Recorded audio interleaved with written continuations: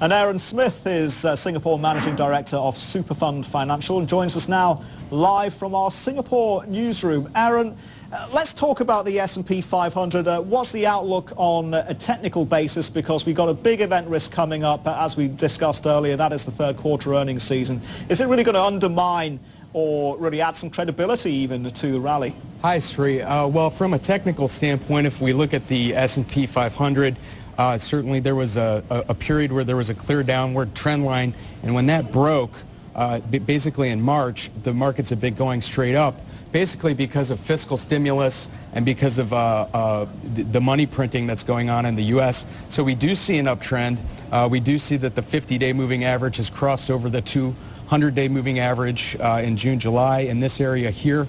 But the question that's very critical is you can see the S&P sort of reaching to this 50-day moving average. The question will be if the S&P can actually hold this level or if it will break through. If it does break through, that would be a bearish indicator. And of course, we'd have to look into other technicals like the RSI, the MACD, the Directional Movement Index, other things that we would use as a systematic trader at Superfund. But overall, I think that the S&P is what I would call, Nobel laureate Harry Markowitz once told me to read the book Extraordinary Popular Delusions and the Madness of Crowds. And I think what we really see is the madness of crowds in the S&P going straight up since March, because every day that the S&P goes up and the U.S. dollar goes down, the essential net worth of the American household is staying nil. So you have Americans who are jumping for joy because their S&P stocks are going up, but at the same time, actually, they're not really gaining any value. Aaron, let's talk about the US dollar if we could, and throw up a board and show the viewers what the dollar index has been doing, because you continue to see this paradigm where confidence goes back into the equities market, and then you see money coming out of the US dollar as a safe haven. Is that safe haven trade going to continue to sustain the US dollar, or is dollar debasement going to continue to be a theme? Dollar debasement has occurred since 2001. We see a clear downtrend here, basically lower lows, and I would say that the US dollar index could be going down to the 60 level range in the next 2 to 3 years. We're at Superfund today, we're short.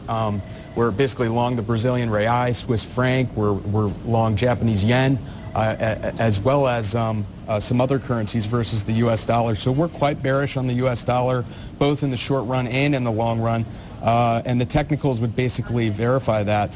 And the reason to be bearish about the U.S. dollar and to a lesser extent the pound sterling as well as the euro is the fact that what we're seeing is the greatest abuse of fiat currency in the history of the world.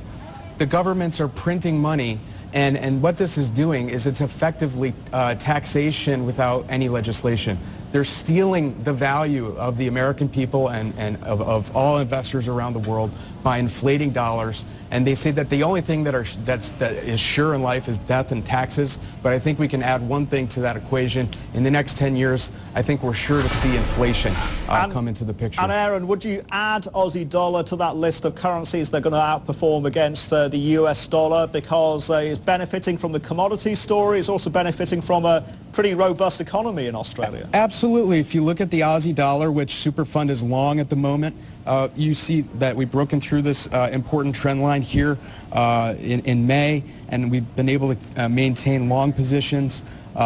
Basically what you see here is higher highs, and the lows are, it's a really nice uptrend, because you see a low, a high, a low, a high, a low, a high, and it's in ascension, so it shows a clear uptrend. And I think that's supported by the comments that we've heard about the raising interest rates in Australia. I think that the government in Australia has a lot of courage in doing that.